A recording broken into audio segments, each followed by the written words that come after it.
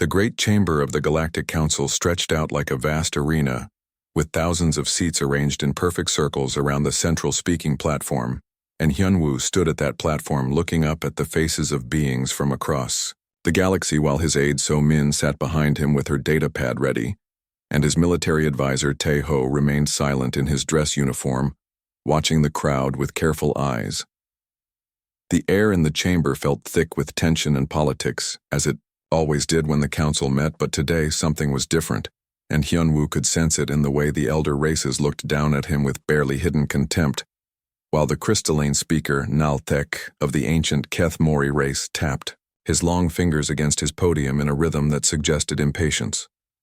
3 years had passed since humanity joined the Galactic Council as junior members,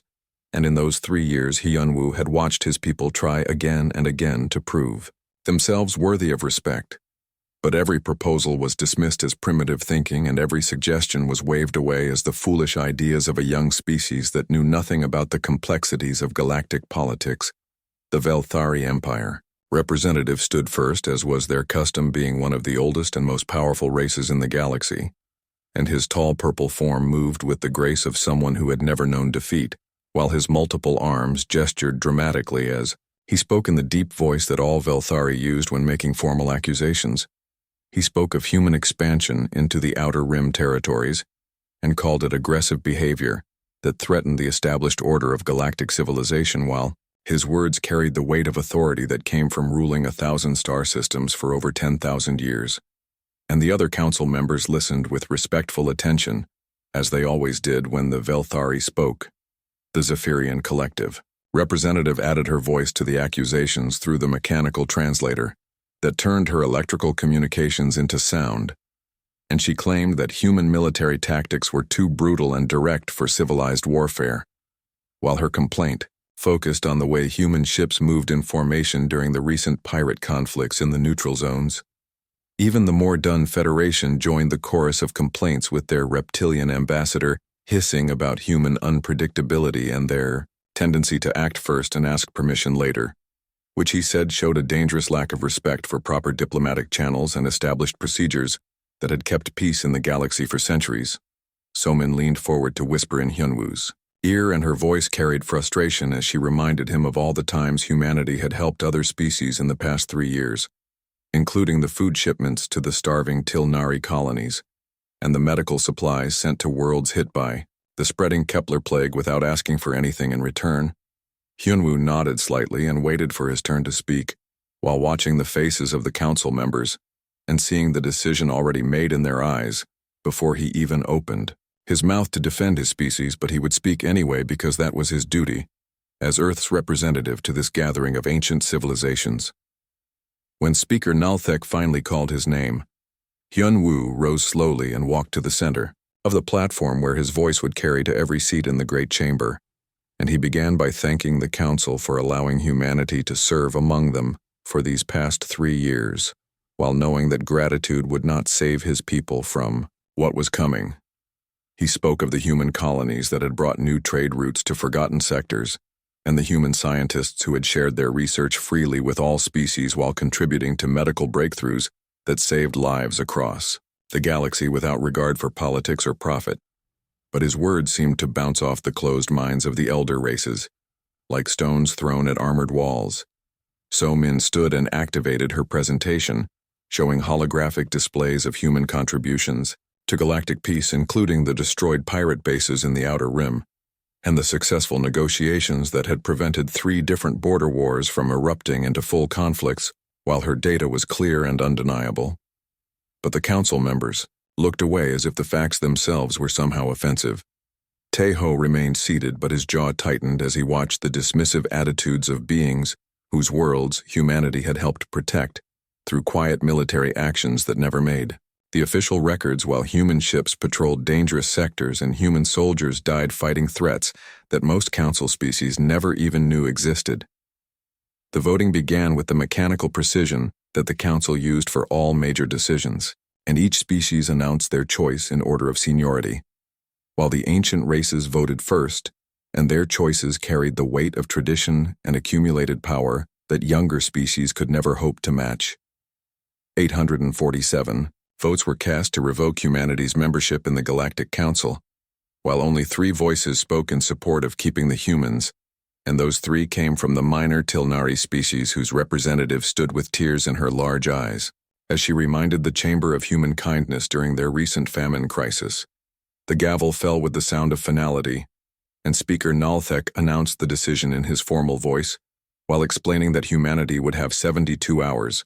to remove all citizens and property from Council territories before their status as protected beings would expire, and they would become subject to whatever justice individual species chose to impose. Yunwu felt the weight of failure settle on his shoulders like a heavy cloak, but he kept his expression calm and dignified as he looked up at the thousands of alien faces staring down at him with mixtures of satisfaction, relief, and a few showing what might have been regret, while So-Min gathered her datapads with shaking hands. The human ambassador walked slowly to the speaking platform one last time, and his voice carried clearly through the chamber as he spoke the words that would be remembered long after the current crisis had passed into history, while Taeho stood at attention, and So-Min held her head high despite the tears threatening to fall. He thanked the council for the opportunity to serve and learn from the wisdom of the elder races, while acknowledging that humanity clearly had much growing to do before they could meet the standards expected of civilized galactic citizens, and he promised that his people would remember the lessons learned during their brief time among the stars. Then he said the words that sent a chill through some of the more thoughtful council members, as he announced that humanity would withdraw completely from all council territories and agreements effective immediately, while making no demands for compensation or extended deadlines to ease the transition. No anger colored his voice and no threats were spoken, while he simply accepted the decision, with a grace that seemed to unsettle some of the beings who had expected human rage or desperate pleas for reconsideration, but instead received only quiet dignity in the face of rejection. Within hours of the vote, the first human ships began leaving their assigned sectors, while colonial transports lifted off from established settlements and military vessels abandoned their patrol routes in the Outer Rim territories where pirate activity had been dropping steadily under human protection. The evacuation proceeded with military efficiency, as Captain Minho coordinated the massive logistics operation from his flagship, while ensuring that no human citizen or piece of equipment would remain in council space when the deadline expired,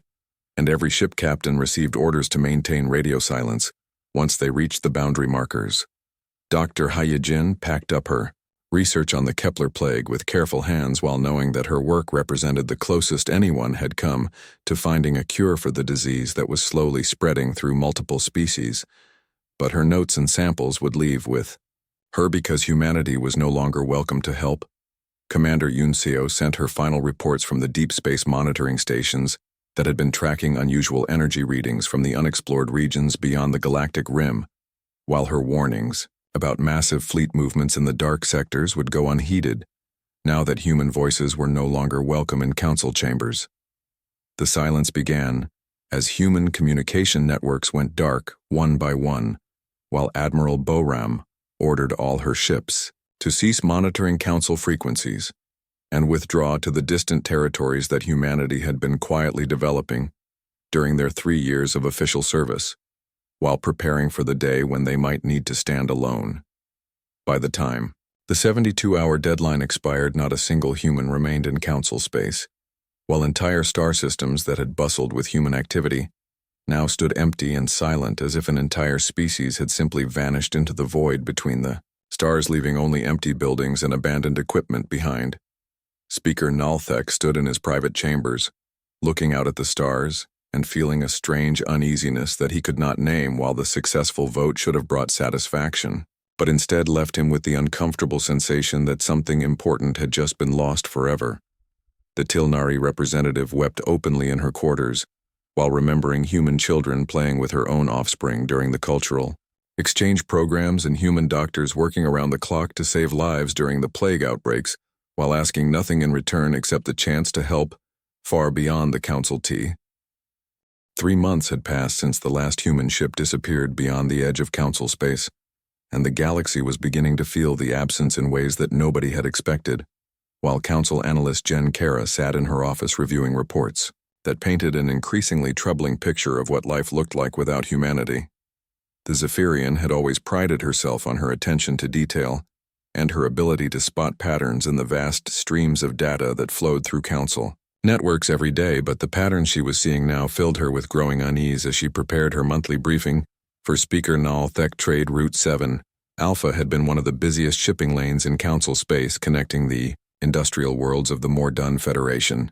with the agricultural planets of the Outer Rim colonies, while human security forces had maintained regular patrols along its length for the past 3 years, keeping merchant vessels safe from the pirates and raiders who lurked in the asteroid fields. Now the route was becoming a graveyard as ships disappeared with increasing frequency, while distress calls went unanswered in the empty sectors where human patrol vessels had once responded within hours to any emergency beacon, and the insurance companies were already talking about abandoning the entire shipping lane. The Mordun Federation had filed formal complaints about the deteriorating security situation while demanding that the Council provide replacement patrols for their merchant fleets, but the logistics of such an operation were staggering when compared to the efficient human system that had kept the trade routes safe. Captain Min Ho had somehow managed to coordinate security for dozens of shipping lanes with just a handful of fast response vessels, while using tactics that the elder races had dismissed as primitive, but which had proven remarkably effective at keeping pirates away from valuable cargo shipments. Jen Kara pulled up the crime statistics for the Outer Rim territories and watched the numbers climb steadily upward as pirate attacks increased by 300% in the month since human security forces had withdrawn from their patrol duties while leaving vast areas of space unprotected. The situation was even worse in the deep space monitoring stations where Commander Yun Seo had maintained a network of early warning sensors that had provided the Council with advance notice of everything, from asteroid storms to hostile alien incursions from the unexplored regions beyond the galactic rim. Those sensors had gone silent along with their human operators, and now the Council was flying blind through dangerous space, while threats that had once been detected days in advance now appeared without warning at the edges of civilized territory. Dr. Hyejin had been leading the joint research project on the Kepler plague from her laboratory on the human colony world of New Sol while working with scientists from 6 different species to develop treatments for the mysterious disease that was slowly spreading through the galaxy, affecting multiple forms of life. Her research had been the most promising avenue toward finding a cure, while her unique approach to xenobiology had revealed connections between different species that nobody else had noticed. But when the humans withdrew, she had taken all of her data and samples with her, leaving the remaining scientists to start over from the beginning.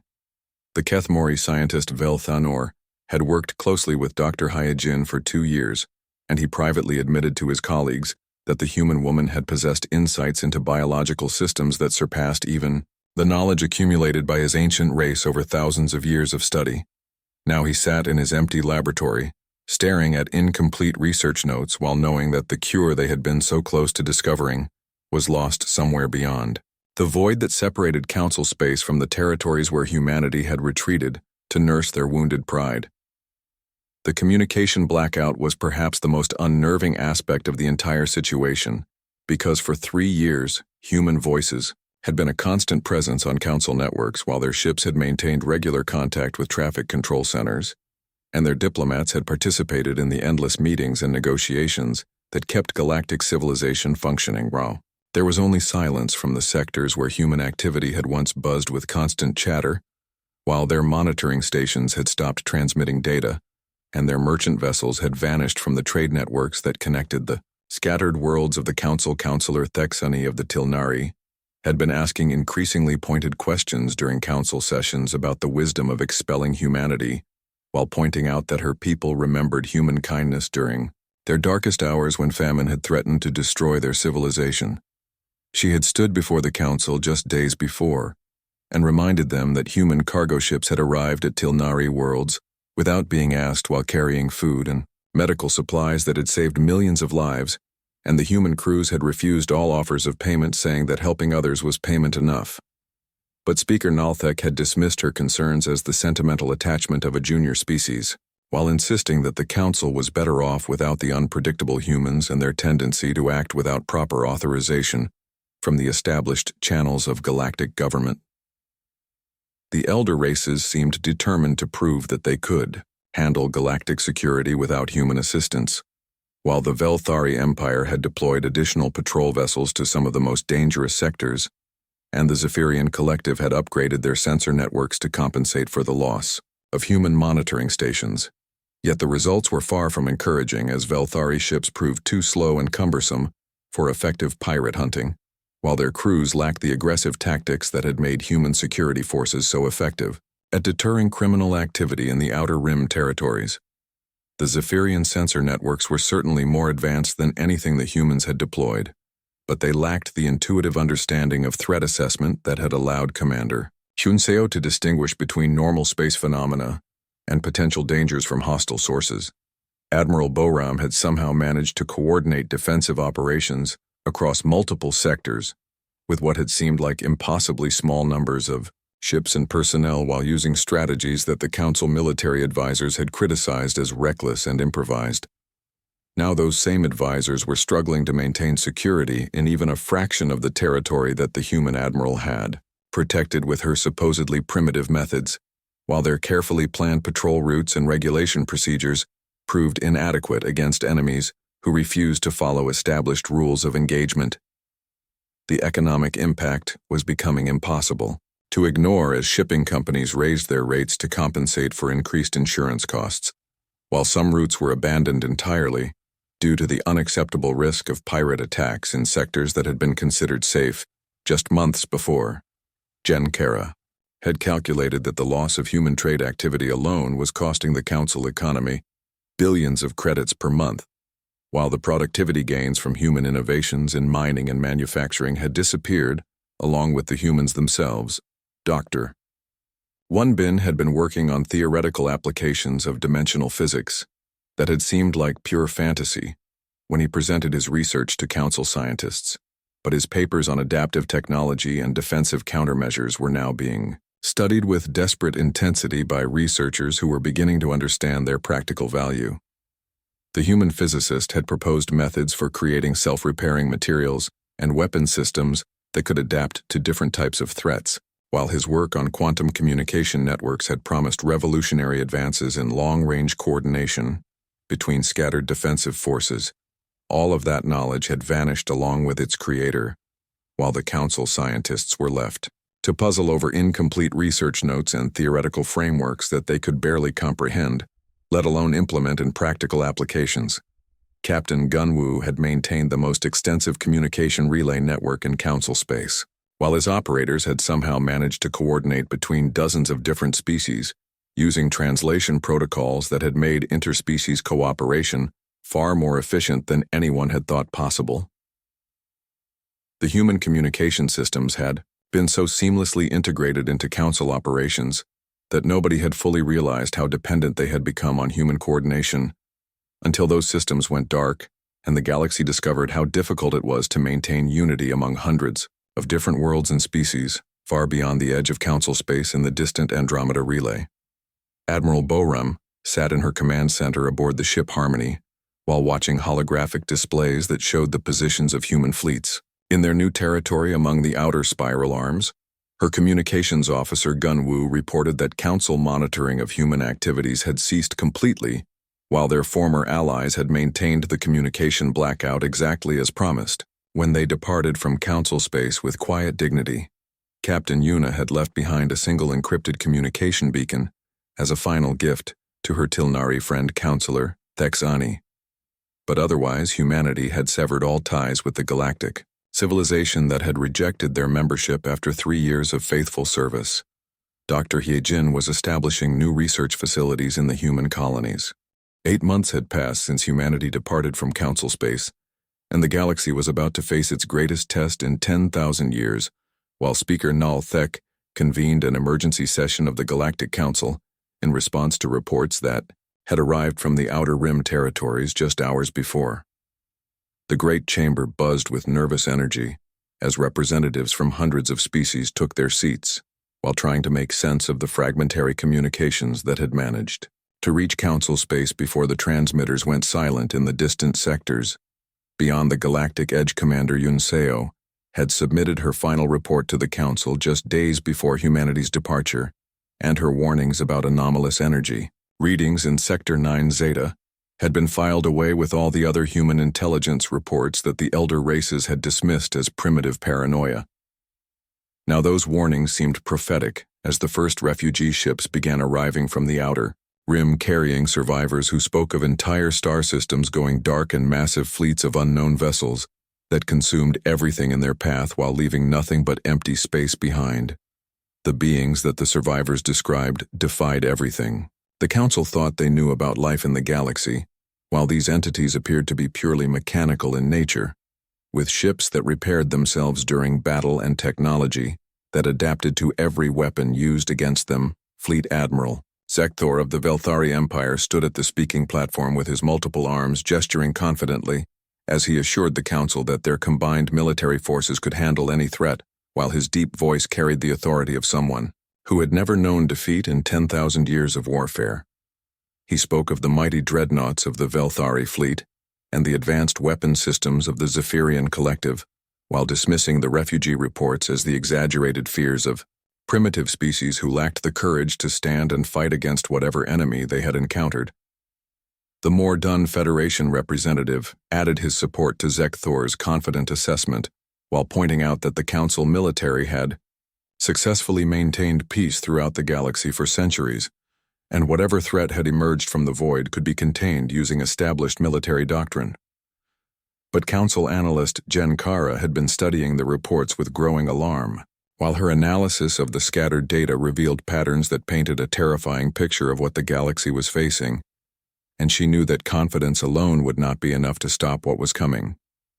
The entities had been designated as Devourers by the first survivors who had witnessed their attacks, and the name seemed appropriate for beings whose only apparent purpose was the systematic consumption of entire star systems for raw materials. Unlike any enemy the Council had faced before, these Devourers showed no interest in conquest or negotiation, while their fleets moved through space like a plague of mechanical locusts that stripped entire worlds down to their rocky cores before moving on to the next target.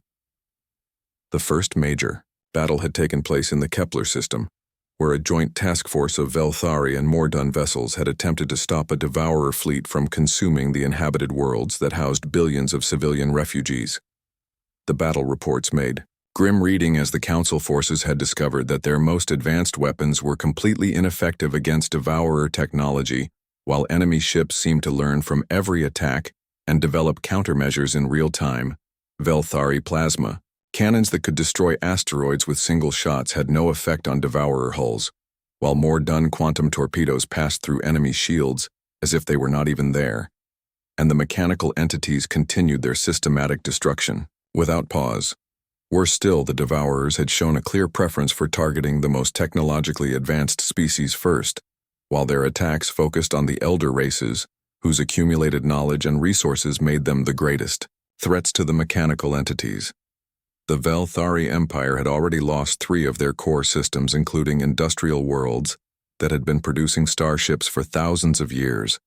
while the surviving fleets retreated toward Council space, with Devourer forces following close behind. Jen Kara stood at her analysis station and projected holographic displays that showed the advancing Devourer fleets, while her calculations indicated that at their current rate of consumption, the mechanical entities would strip mine the entire galaxy within 2 years. The data was undeniable and terrifying as the Devourers moved through space with mechanical precision, while their adaptive technology allowed them to overcome every defensive strategy that the Council military had developed over centuries of warfare. Dr. Wanbin had published theoretical papers about dimensional warfare and adaptive countermeasures during his time as a human researcher in Council space, while his work had focused on developing technologies that could respond to unknown threats in real time. Those papers had been dismissed by Council scientists as impractical fantasies, while the elder races had assumed that their existing military superiority would be sufficient to handle any conceivable threat that might emerge from the unexplored regions. Now Velthanor found himself searching frantically through archived research files while looking for any hint of practical application in the human physicist's theoretical work, and discovering that Dr. Wanbin had been preparing for exactly this type of scenario. The human had somehow anticipated the emergence of adaptive mechanical enemies, while his research had focused on developing biological and quantum countermeasures. that could evolve faster than enemy technology could adapt. Most disturbing of all was the growing realization that the Devourers had been probing galactic defenses for decades, while their scout forces had been testing Council responses and gathering intelligence about military capabilities and strategic weaknesses. Commander Yoon Seo had been fighting off these scouts for years while her deep space reconnaissance fleets had engaged in countless skirmishes with mechanical entities that the Council had never been told about because human commanders had handled the threats quietly. The early warning networks that Yoon Seo had established throughout the Outer Rim had been designed specifically to detect and track Devourer movements, while her monitoring stations had provided advance warning of every major threat that had approached. Council Space Admiral Bo Ram had coordinated humanity's defensive operations with the understanding that mechanical entities were probing galactic defenses, while her fleets had been positioned to intercept threats before they could reach inhabited systems. All of that protection had vanished when humanity departed from Council space, while the Devourers had apparently been waiting for exactly such an opportunity to launch their full-scale invasion of galactic civilization. Counselor Thexani of the Tilnari stood before the assembled representatives and spoke the words that everyone was thinking, but nobody wanted to acknowledge, while her voice carried the weight of desperate truth. She reminded the Council that humanity had been the galaxy's first line of defense against threats from the outer darkness. While human ships had patrolled the dangerous regions and human scientists had developed technology specifically designed to counter adaptive enemies, Captain Yuna had left behind detailed reports about encounters with mechanical scouts, while her intelligence files contained tactical analyses of enemy capabilities that could have prepared the Council for what they were now facing. Dr. He Jin had not only been researching the Kepler plague, but had also been developing biological countermeasures against mechanical threats, while her work had focused on creating organic weapons that could adapt faster than artificial intelligence. The human xenobiologist had understood that the greatest threat to galactic civilization would come not from other organic species, but from mechanical entities that could learn and adapt without the limitations imposed by biological evolution. Commander Minho had established patrol routes and defensive positions throughout Council space, while his security forces had been trained specifically to handle enemies that used adaptive technology and unconventional tactics. All of that knowledge and preparation had departed with humanity, while the Council was left to face the greatest threat in galactic history without the guidance of the species that had been preparing for this exact scenario. Speaker Nalthek felt the weight of his mistakes pressing down on him like a physical force, while he realized that pride and prejudice had blinded the Council to the true nature of humanity's role in galactic civilization. The crystalline being had dismissed human warnings as primitive paranoia, while assuming that the elder races possessed superior knowledge about threats from the outer darkness. But the Devourers were proving that assumption catastrophically wrong. Fleet Admiral Zekthor's confidence was beginning to crack as reports arrived from the front lines, while his supposedly invincible fleets were being systematically destroyed by an enemy that learned from every encounter and adapted to every tactic. The Velthari commander had never faced an enemy that could not be defeated through superior firepower and advanced technology. While his military doctrine had been developed for fighting other organic species with predictable limitations, now he was discovering that mechanical entities operated according to different rules, while their ability to repair damage during battle and adapt. 1 year had passed since humanity's silent departure, and the galaxy was dying while half of Council space had fallen to the relentless advance of the Devourer fleets that consumed everything in their path with mechanical efficiency that left no room for hope or mercy. The once mighty Velthari Empire had been reduced to a handful of refugee fleets fleeing through the outer territories, while their home system burned behind them, and billions of their people had been consumed along with the worlds that had been their civilization for 10,000 years. Speaker Nalthek stood in the emergency command center that had been hastily established on the Council's mobile headquarters, while watching the holographic displays that showed system after system going dark as the Devourer advance continued its inexorable march toward the galaxy's core. His crystalline form had lost much of its luster over the past months, while the weight of his decisions pressed down on him like a physical force, and every day brought new reports of worlds consumed and peoples extinguished by the mechanical entities that the Council had been unprepared to face. Fleet Admiral Zekthor was leading what remained of the combined Council fleets in a desperate, final assault against the Devourer main force, while his once proud armadas had been reduced to a fraction of their former strength after months of losing battles against an enemy that learned from every encounter. The battle reports arriving from the front lines painted a picture of complete disaster, as the most advanced weapons in the galaxy proved useless against adaptive technology that could counter any attack within minutes of first contact. Velthari dreadnoughts that had been the terror of space for millennia crumbled like paper when struck by Devourer energy beams, while their adaptive shields rendered Council weapons ineffective. Before the battle had even properly begun, Zekthor's own flagship was taking heavy damage, while his crew fought desperately against an enemy that seemed to anticipate their every move and counter their tactics before they could be fully implemented. The Fleet Admiral had never known defeat in his long career, but now he watched his ships being destroyed around him while realizing that all his experience and training meant nothing against an enemy that operated according to rules he could not comprehend. His final transmission reached the Council command center just as his flagship exploded in a burst of light that could be seen from the next star system, while the last organized resistance to the Devourer invasion died with him in the cold vacuum of space. Counselor Thex Annie had been pleading for weeks that the Council should swallow its pride and contact humanity, while pointing out that billions of innocent lives hung in the balance, and that personal dignity meant nothing in the face of galactic extinction.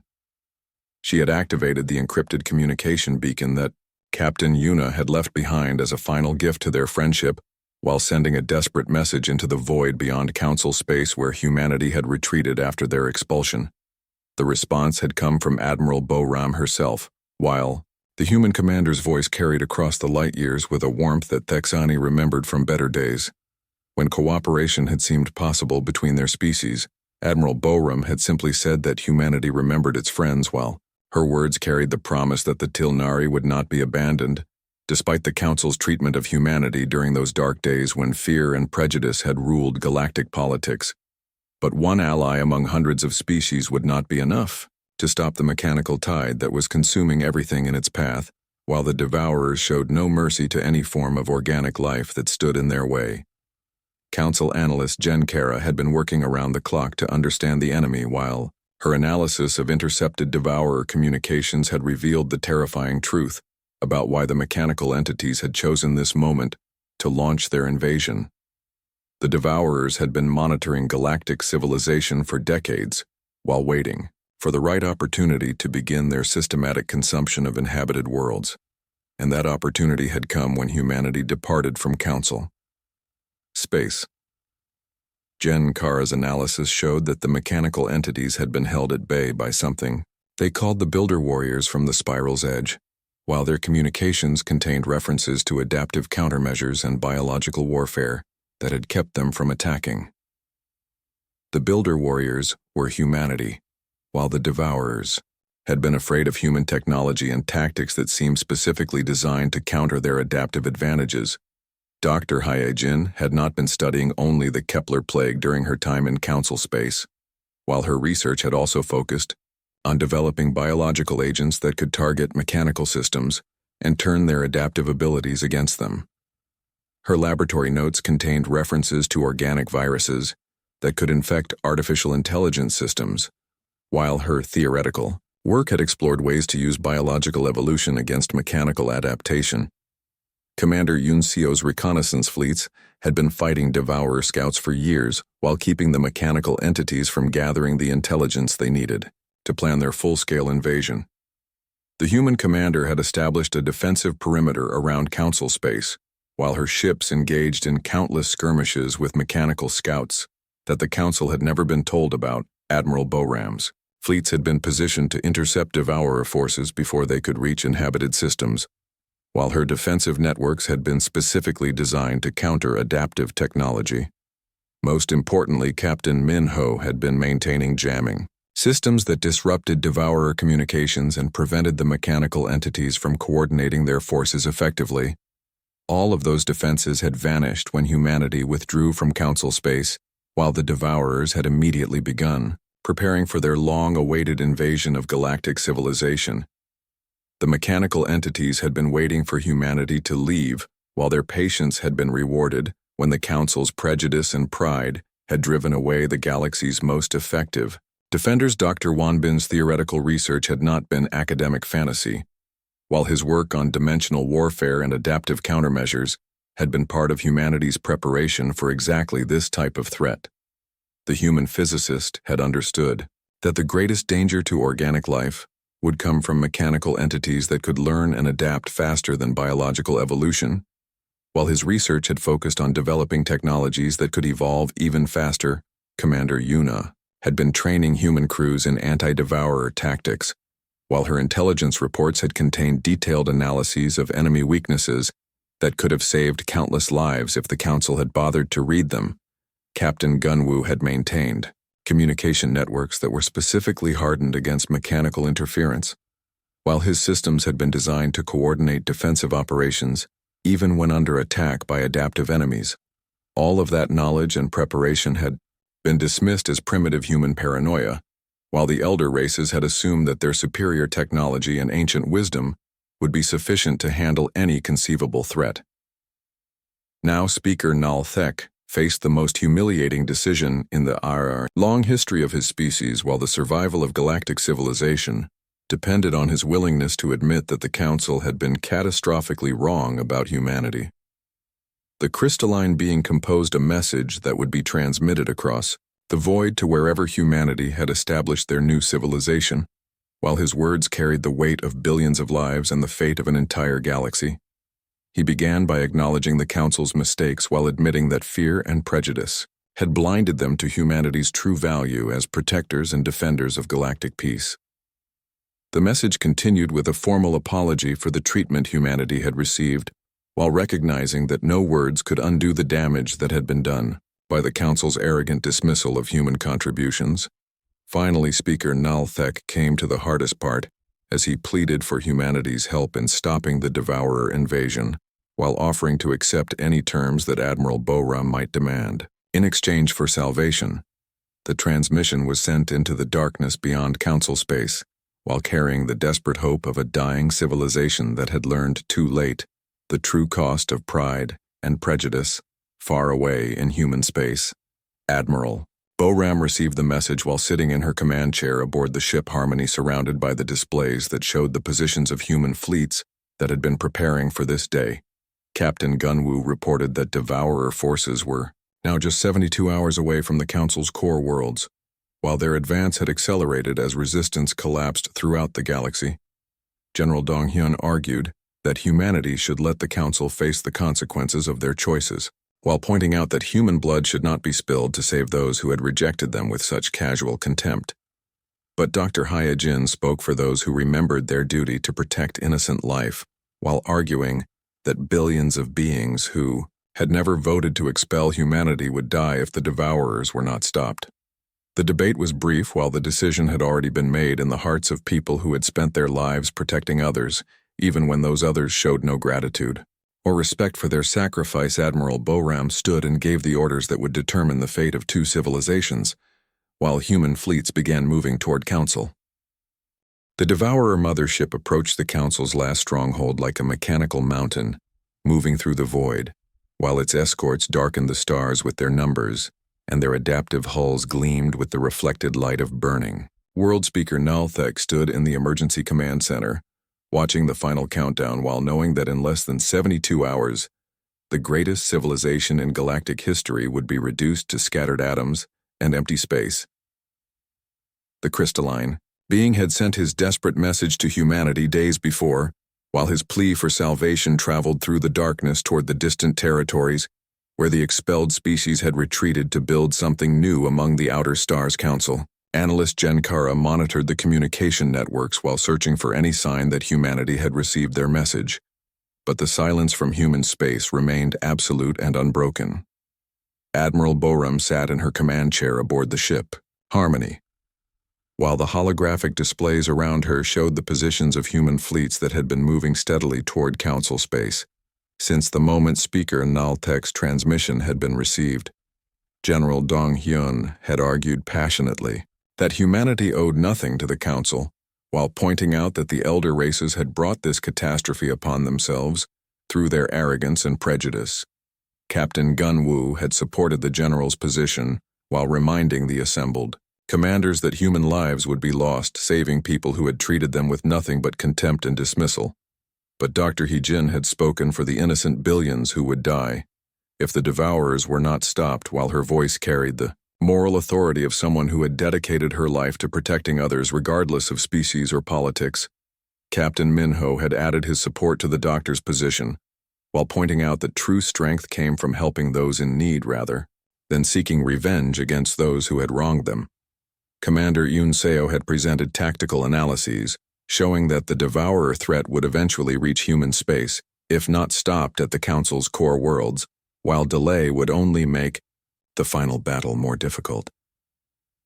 The debate had been brief, while the decision had already been made in the hearts of people who understood that being human meant protecting life, wherever it was threatened.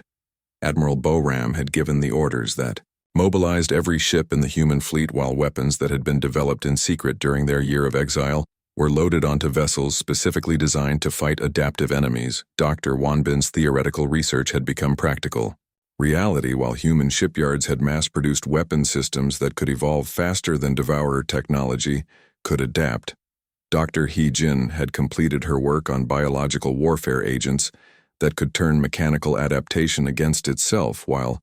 her organic viruses were designed to infect artificial intelligence systems and cause them to malfunction. The human fleet dropped out of quantum slip drives at the edge of the battle zone, while their ships appeared on devourer sensors like ghosts. Materializing from the void, Commander Yuna led the first wave in her flagship Soul's Hope,